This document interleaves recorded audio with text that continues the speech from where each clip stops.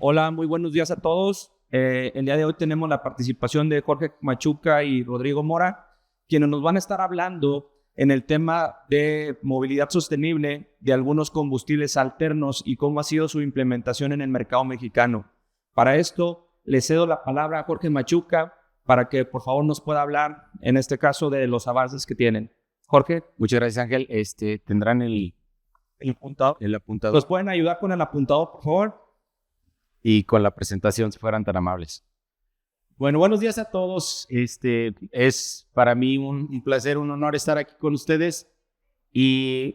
Bueno, antes que nada, quiero agradecer a la NTP por la invitación.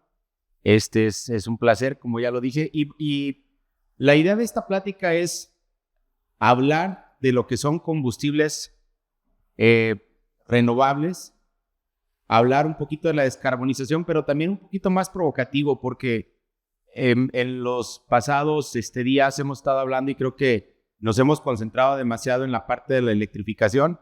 O sea, que Cummins tiene productos que tienen que ver con la electrificación. Yo voy a tocar un tema un poquito diferente y les voy a explicar por qué. Primero que nada, hoy en día a nivel global hay un fuerte debate entre privados, compañías, entre prácticamente todos los participantes en el transporte, de cuál será el combustible más adecuado para los siguientes años. Todos hemos visto esa ola de electrificación y es básicamente porque en aplicaciones que tienen que ver con una distancia muy corta, pues la verdad es que se hace muy accesible la parte de electrificación. Sin embargo, queda la pregunta en el aire: ¿y qué va a pasar con el transporte que necesita de mucho más larga distancia? ¿Qué tipo de soluciones tenemos ahí? Y lo que yo les puedo platicar es que a nivel mundial se está trabajando en diversas tecnologías. El día de ayer, creo, y hoy en la mañana también escuchábamos que se hablaba del biodiesel, se hablaba del gas renovable, pero se ha hablado muy poco de lo que es el hidrógeno. Y el hidrógeno también es una fuente de energía que viene pegando muy duro en varios países, que los desarrollos que está habiendo en infraestructura y también en tecnología se está invirtiendo muchísimo dinero, y de esto es lo que voy a hablar yo. El hidrógeno se está posicionando de una manera importante para aplicaciones no solo automotrices, sino que también para aplicaciones de fuera de carretera, por lo del rango de operación que tiene, por la movilidad que tiene, por todas las bondades que tiene. Y esta es una proyección de la Asociación Internacional de Energía. La Asociación Internacional de Energía piensa que a largo plazo, ahí vemos el horizonte de 2030 y 2050.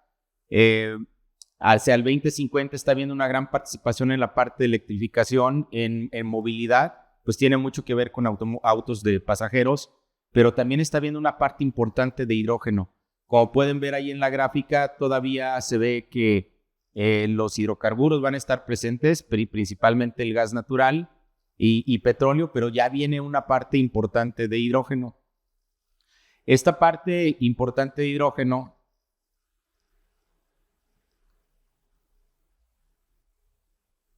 a ver si me ayudan por ahí, que se trabó la... Bueno, esta parte que es importante de hidrógeno, por ahí tenemos esta es una de las gráficas que tenemos de cuál va a ser la adopción de este tipo de tecnologías a nivel mundial. Lo que están viendo ahí es de que a nivel global, esta es la gráfica de la adopción, pero está reflejando más que nada Estados Unidos, Europa, dependiendo de la curva. Por ejemplo, la curva azul que tenemos por ahí es a nivel global. Se piensa que la adopción de vehículos de cero emisiones, es decir, eléctricos o que tengan que ver con gases renovables o que tengan que ver con otro combustible, pues es alrededor del 8%, mientras que el rojo, que es la región de Norteamérica en medium duty, se espera que tenga una adopción más rápida del 18%. Aquí la pregunta para nosotros es, bueno, ¿y en México cómo esperamos que sea? ¿Cómo esperamos que se vaya a dar estas adopciones? Porque no nada más depende de la disponibilidad de la tecnología. La mayoría de las marcas ya tenemos tecnología que tiene que ver con hidrógeno, con gas natural, con combustibles más limpios. Sin embargo, la parte de la infraestructura, pero sobre todo el ponernos de acuerdo entre gobierno, sociedad, iniciativa privada, esa es la parte más importante. Nosotros creemos que eventualmente en México se va a mover, va a haber un desplazamiento. La adopción no va a ser como en Estados Unidos con Europa, no vamos a ir a la par. Cada país, cada región va a tener su propio ritmo y eso es lo que esperamos. Por ejemplo, en Estados Unidos, aquí está una gráfica de los nuevos desarrollos, son hubs para producción de hidrógeno en Estados Unidos. Por ahí hubo a la aprobación del Congreso de Estados Unidos para la inversión de $8,000 millones en 8 hubs de producción de hidrógeno. Ahí pueden ver en la gráfica dónde van a estar. Y nosotros, pues como siempre, tenemos ventajas y desventajas. Una ventaja que tenemos, obviamente, estar cerca de Estados Unidos, pues es el comercio que tenemos, pero la desventaja es que tanto en Texas como en California, eventualmente nos van a exigir que tengamos los mismos estándares para poder hacer los cruces que hacemos todos los días. Y como pueden ver, ahí hay un hub en Texas y hay un hub también en California. Entonces, ojo, porque la parte del hidrógeno y la adopción en Estados Unidos puede acelerar también lo que tenemos que hacer en México, aunque ahorita nosotros no tenemos un plan. Ahora, habiendo visto que ya la parte del hidrógeno es una realidad en Estados Unidos que se está invirtiendo y se está invirtiendo de manera muy amplia, pues la pregunta es si vamos a estar listos o no. Yo les mencionaba que en México va a haber un desfase, eso es lo que nosotros pensamos, y en ese desfasamiento nosotros también estamos listos porque hay que seguir teniendo diésel, que sea más limpio, y el diésel pues debe de trabajar también con biodiesel, puede trabajar con mezclas, debe de trabajar con mezclas, pero también estamos preparados con las opciones que tenemos de gas natural y también para gas natural renovable, ¿no? Nosotros estamos haciendo pruebas desde hace mucho tiempo. Aquí les presento una perspectiva de que desde hace mucho tiempo hemos prácticamente instalado nuestros equipos en aplicaciones que van desde un vehículo hasta un tren, incluso celdas de combustible en aviones que hemos estado probando. Entonces ya estamos listos de cierta manera. Tenemos también toda una gama de productos que tienen que ver con tren eléctrico, pero no es ahí donde me quiero concentrar. De nuevo, donde me quiero concentrar es qué es lo que va a haber en la parte de hidrógeno y qué tan cercano está el horizonte del hidrógeno aquí en México.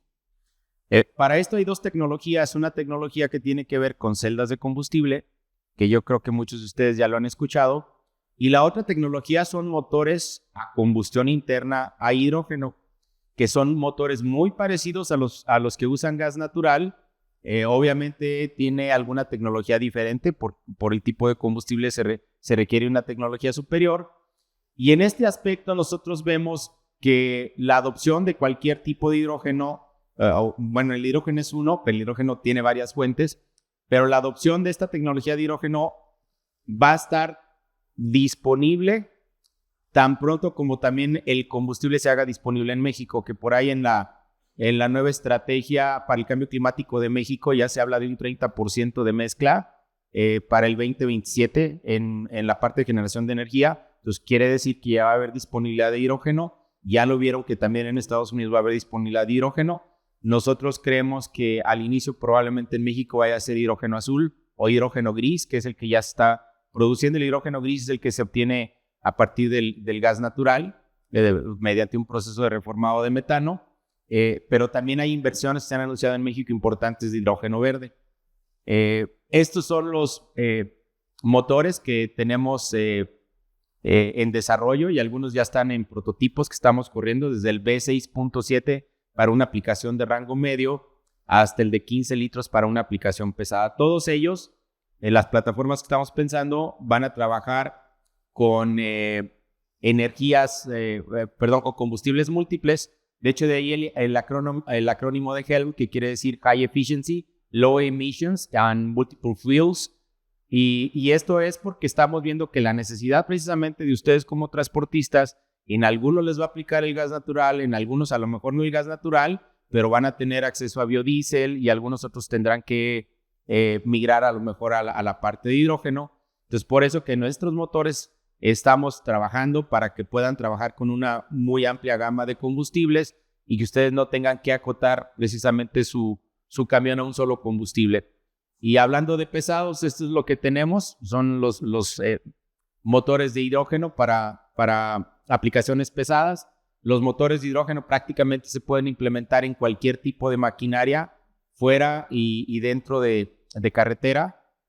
Una de las ventajas que tienen estos motores que llamamos ICE por Internal Combustion Engines, una de las ventajas que tienen es que no necesitan cambiar de transmisiones, no necesitan cambiar de chasis, no requieren de baterías, como en el caso de una aplicación eléctrica. Prácticamente toda la infraestructura que hay en México, en Estados Unidos y en otros lugares se puede aprovechar, porque es básicamente el mismo camión. Los técnicos que ustedes tienen y que hoy en día dan mantenimiento, pues se tendrían que actualizar, porque el hidrógeno ciertamente es una tecnología nueva, pero comparte con el diésel prácticamente todo lo que ya hay, toda la infraestructura, todo el conocimiento y la gente que se tiene. Pero también comparte, por ejemplo, con las celdas de combustible, pues comparte lo que es el almacenamiento de hidrógeno, comparte toda la parte de infraestructura. Entonces, de alguna manera lo vemos como un puente que puede quedar permanente por la versatilidad que tienen los motores de combustión interna a hidrógeno.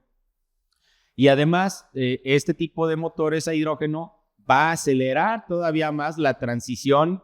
Les recuerdo a ustedes que no se trata de electromovilidad, sino que se trata de descarbonización. Y hablar de descarbonización y hablar de electrificación es totalmente diferente, ¿verdad? Porque nosotros estamos preocupados por la parte de descarbonización, es por eso que estamos trabajando con el hidrógeno, ya que estamos viendo que la alternativa de eléctrica, pues a lo mejor no nos alcanza para todo el tipo de aplicaciones. Y bueno, este es lo que estamos presentando. Quisiera prácticamente, ya este es mi casi último slide, nada más decirles que aparte de compartir la tecnología con la parte de diésel, de gas natural, estos motores traen un rendimiento muy similar y vamos a empezar a escuchar, casi todos, vamos a empezar a aprender a hablar de kilowatts en lugar de caballos. Y los rendimientos se van a manejar diferente, pero aquí les traigo un adelanto en las pruebas que hemos hecho. Prácticamente para una aplicación diésel que te da 3.8 kilómetros por litro, en la parte de hidrógeno nos está dando alrededor de 12, 13 kilómetros casi por kilogramo de hidrógeno. Entonces vamos a empezar a hablar de unidades diferentes, porque así es como se mide, pero estamos tratando de ver los equivalentes, ¿no? Y por ejemplo, los programas en Estados Unidos, con estos cálculos que ya se tienen, está precisamente entregando un subsidio al hidrógeno para que el costo del hidrógeno por kilogramo sea comparable al del diésel. Obviamente aquí en México nos falta todavía ponernos de acuerdo, nos falta crear nuestra hoja de ruta junto con el gobierno, con la sociedad y la iniciativa privada. Yo creo que es una asignatura que está pendiente y que esperemos que entendemos todos que ahorita son momentos electorales, pero una vez que termine esto, ojalá y empezamos ya a trabajar en esa hoja de ruta que es tan necesaria. Y también les quiero comentar que según los análisis que nosotros tenemos, una aplicación a hidrógeno con motor de combustión interna en términos de costo va a ser mucho más competitivo que la parte eléctrica y va a ser mucho más competitivo que la celda de combustible. Son dos tecnologías, ¿verdad? Celdas de combustible, que va a ser más cara, la veo yo todavía más a futuro, y la de combustión interna de hidrógeno, que ya en Estados Unidos el lanzamiento es en el 2027. Ustedes ya vieron los hubs en la lámina que les presenté, ya es una realidad, son las nuevas refinerías. Y cierro diciéndoles que el camino a la descarbonización para cada región, para cada país es diferente, cada quien va a ir a su paso. Y hasta que no nos pongamos de acuerdo como sociedad vamos a empezar a avanzar más rápido. También les comento que el gas natural, renovable y el biodiesel también es un puente para la descarbonización y que ahí es donde tenemos que trabajar por la realidad del país como estamos actualmente en México. Y finalmente, hacer hincapié en que no pierdan de vista el hidrógeno porque el 2027 está a la vuelta de la esquina prácticamente. Y ya vienen esas aplicaciones, Estados Unidos está invirtiendo y ustedes saben que cuando Estados Unidos inicia alguna cosa, sobre todo de esta magnitud, invariablemente Canadá y México lo van a seguir, ¿verdad? Entonces muchas gracias y bueno, aquí vamos a estar para cualquier pregunta que puedan tener de esas tecnologías.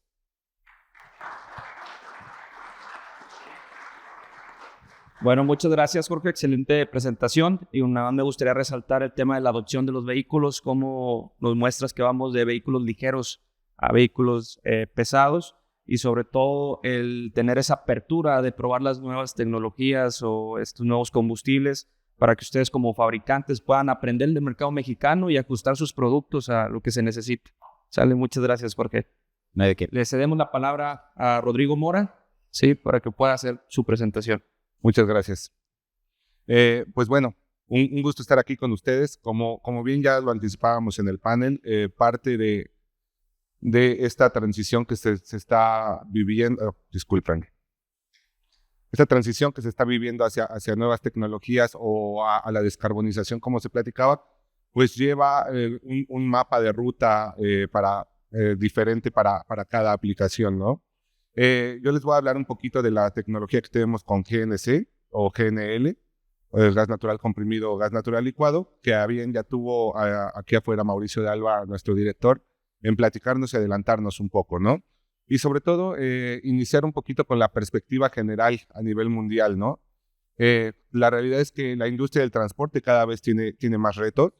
Los combustibles como es el diésel o el tema de la electrificación, se encuentra tanto los combustibles fósiles aumentando su valor, como la electrificación, como bien ya lo comentaba Jorge, pues a un precio que no llega a ser accesible para todos, ¿no? Sin embargo, para esto existen estas combustibles alternativos para ir formando esta ruta en camino hacia una descarbonización responsable, ¿no?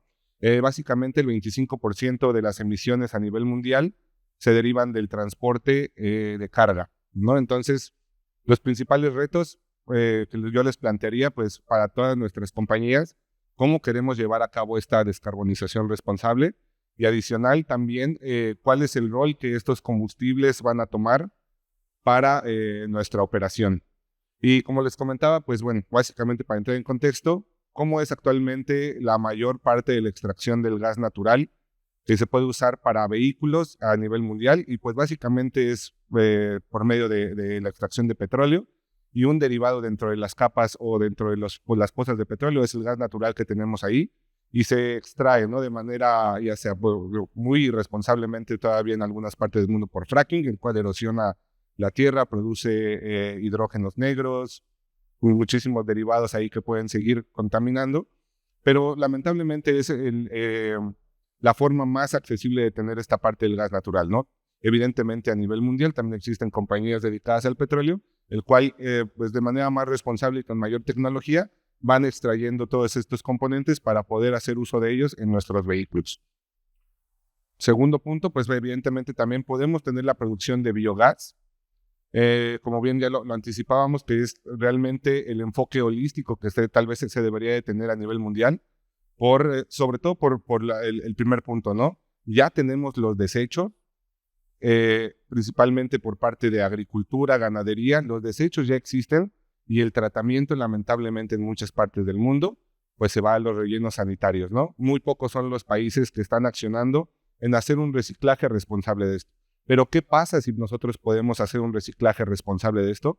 Por medio de la descomposición de estos elementos orgánicos, podemos comenzar a tener dentro de nuestras instalaciones también la extracción de un gas que pues evidentemente llamamos biogás, el cual también es para uso tanto vehicular, como lo vemos en la gráfica, como para biofertilizantes, ¿no? Entonces también en un contexto industria tanto de transporte como industria alimentaria, podemos llamarlo así, enfoca hacia las dos áreas y entonces llega a ser, como lo llamamos, un ecosistema mucho más sustentable. Evidentemente, este tipo de extracción de gases también tiene sus retos, ya que el gas al momento de ser procesado por los biodigestores no puede ser utilizado de manera inmediata dentro de nuestros vehículos, ¿no? Tiene que pasar por un proceso de tratamiento para degradar ácidos, siloxanos, mezclas de algunos químicos que contiene el gas, los cuales pudieran llegar a dañar los motores. Entonces también ese proceso puede llegar a ser retador, sobre todo por el tema de la infraestructura y cómo lo voy a hacer. Sin embargo, pues si tenemos nosotros el tema del desecho orgánico, nuevamente incentivo a que podamos empezar tal vez también a contemplar esta opción para nuestras opciones de combustible en el transporte. En general, ¿cómo se ve el ecosistema de las emisiones directamente por el gas GNC, ¿no? En la gráfica podemos ver aquí cómo ha evolucionado la normativa Euro, que es bajo la que se rige Scania, hasta el Euro 5, Euro 6 y en específico Euro 6 a gas, ¿no? En el cual, si alcanzan a ver en el centro de la gráfica, podemos apreciar ahí la reducción, ¿no? Que es casi del 80-90% contra un combustible tipo diésel, ¿no? En el cual pues vamos a estar reduciendo directamente óxidos nitrosos, metanos, hidrocarburos no quemados, material particulado, directamente únicamente por el uso de un gas natural comprimido o gas natural licuado. Entonces, la realidad es que esto nos llega a abrir los ojos cuando vemos una gráfica así de manera inmediata de cuánto estamos produciendo actualmente con diésel y cuánto podemos llegar a hacerlo, ¿no? Entonces, esto de manera optimista podemos ver que nuestro mapa de ruta puede ser atacado directamente con los combustibles que actualmente tenemos a la mano, ¿no? Es un paso más corto para poder tener esta prestación y ayudar al planeta, ¿vale? Evidentemente también tenemos retos al momento de tener el suministro de los combustibles. GNC, gas natural comprimido, GNL, gas natural licuado. Y empiezo del lado izquierdo, pues de manera positiva, en el país, por lo menos también en la zona norte-centro, empezamos a tener mucha más presencia de estaciones en las cuales podemos hacer la carga de gas natural comprimido, ¿no? Entonces esto también para el esquema del transporte es mucho más positivo porque al final muchas de nuestras rutas llegan también al norte, a la frontera, y podemos estar directamente ahí alimentando nuestros vehículos también en la parte central, ¿no? Tenemos una mayor flexibilidad de la operación al momento también de poder tener esta flexibilidad de que puedo ir al norte, puedo ir al sur, puedo ir al centro, puedo cargar, no tengo problema, mi operación está garantizada, ¿no? Lamentablemente también de los contras, la capacidad del tanque está limitada, como lo sabemos es un gas, entonces al momento de ser un gas, su volumen para almacenamiento pues llega a ser mayor, ¿no? Es decir, tenemos muchos tanques para muy poco aprovechamiento energético, lamentablemente de la parte del gas, ¿no? Si lo comparábamos tal vez con el diésel, los rendimientos no llegan a ser iguales, pues evidentemente por el contenido energético de estos puntos, ¿no? Sin embargo, pues la recarga es fácil y puede ocurrir de manera rápida, 5 minutos, 10 minutos y cargamos nuestro vehículo y listo para irnos. Del lado derecho, el tema del gas natural licuado representa un reto mucho mayor, porque al momento de estar licuado, el gas tiene que ser transportado, bueno, el gas ahora líquido, tiene que ser convertido y transportado de manera criogénica, ¿vale? Entonces, primer reto, tanto para el transporte y el autoconsumo, no hay, o como lo menciono, no hay estaciones, tiene que ser una inversión privada para que ustedes puedan tener su autoconsumo, ¿no? Lo cual también va a derivar en una infraestructura que muy seguramente van a tener que tener en sus patios, en la cual pues ya va muy más cercana a la electrificación. Una planta para mantener el líquido criogenizado va a necesitar una subestación de 400 voltios, ¿no? Similar a lo que vemos a veces en electrificación. Mayor planeación de rutas porque no hay disponibilidad en el país y evidentemente al momento de las cargas, al momento de ser un líquido criogenizado, corremos riesgo de que nuestros operadores puedan sufrir algún daño por quemadura por frío, ¿no? Bueno, es decir, básicamente gangrenación inmediata, ¿no? Entonces, protocolos de seguridad, equipo de seguridad más robustecido.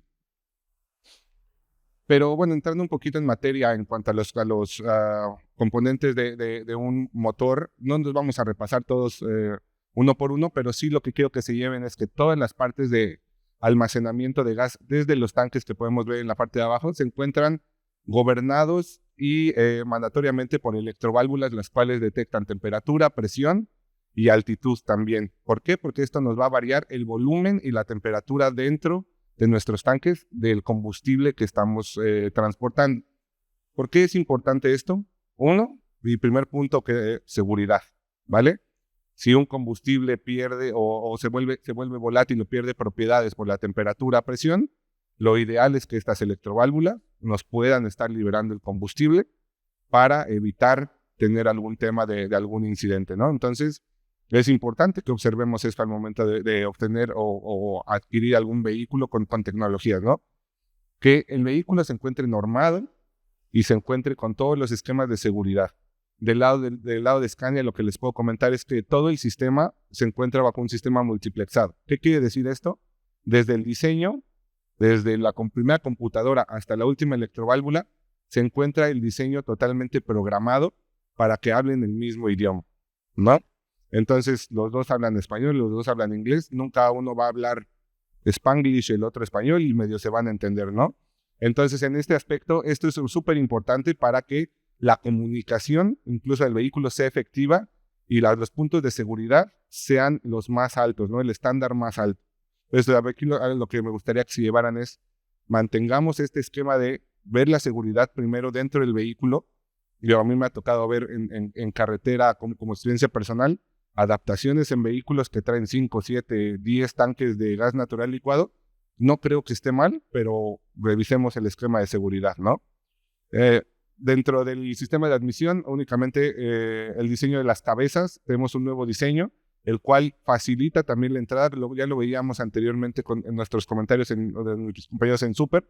Rediseño, mayor eficiencia, y lo mismo aplica para nuestros motores de gas.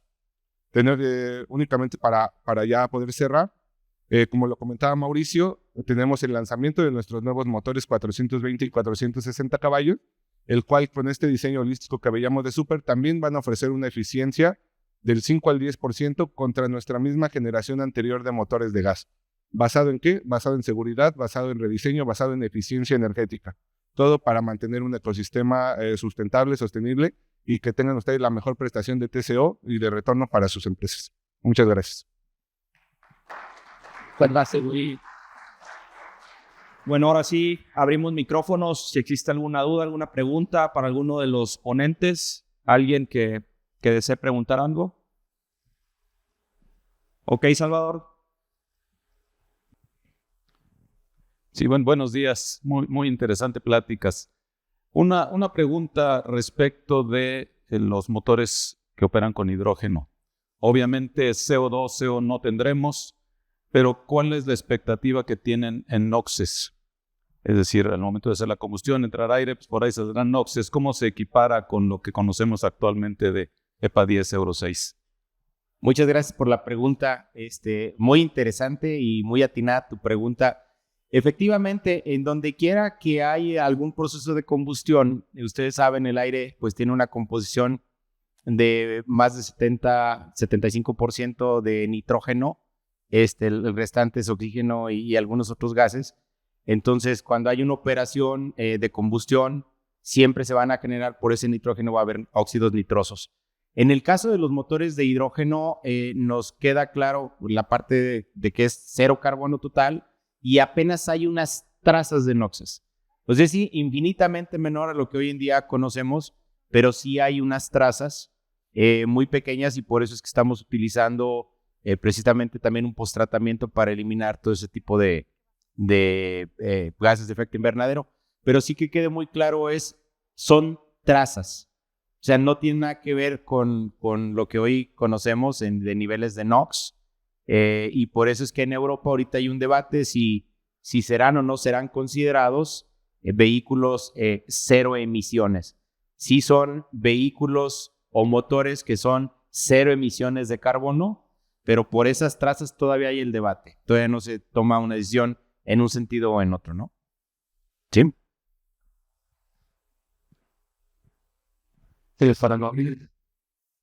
Gracias, buenos días. Rodolfo Álvarez de Grupo Bimbo. Jorge, Rodrigo, ¿cómo ven en el proceso de generación de hidrógeno, cómo lo empatan con la demanda de agua?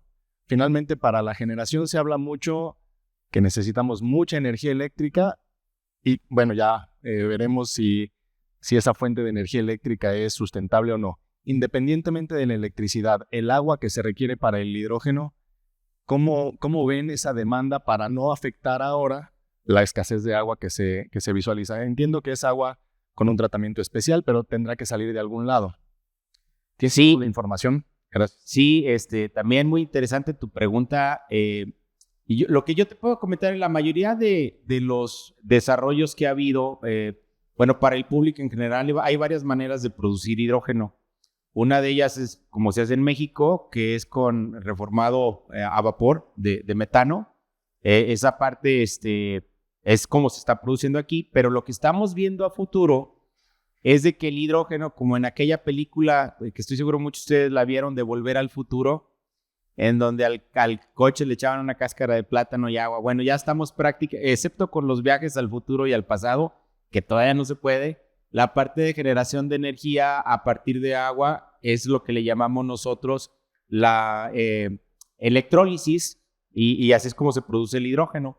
Y en la mayoría de los proyectos que yo he visto y que prácticamente se están desarrollando en Estados Unidos, en Europa y algunos en México ya, el agua viene de reciclada, que obviamente hay que purificarla, ¿verdad? Y normalmente viene asociado un dispositivo que nos ayuda a incrementar la pureza del agua, porque esa agua no puede ir con contaminantes, no debería ir con contaminantes. Y ahí también viene con procesos de agua recuperada de la lluvia, de aguas negras también que son tratadas. Es como hoy en día se está planteando básicamente la solución.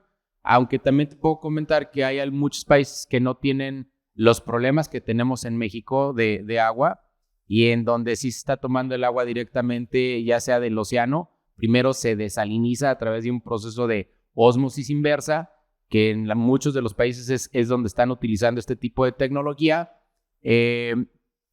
Y hasta ahorita no ha sido un problema porque no compite con el consumo humano, ¿verdad? Que a fin de cuentas yo creo que la mayoría de los productores de hidrógeno es algo que tienen muy bien fijado en la mente, de que no vamos a competir, sobre todo en los países que como México tienen carencia de agua, ¿verdad?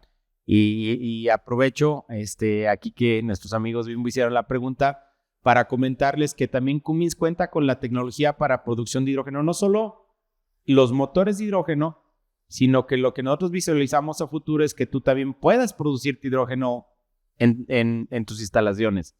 Entonces también tenemos la línea de electrolizadores con la cual hacemos ese proceso para separar el oxígeno del hidrógeno y que lo puedas tener a la vuelta de la esquina disponible. Y bueno, están en muchos tamaños, ¿no? Desde tamaños para generar muy apenas lo que tú necesitas en tu planta o en tus instalaciones, son electrolizadores pequeños de tecnología PEM o alcalina, hasta los muy, muy grandes para surtir ciudades completas, ¿no?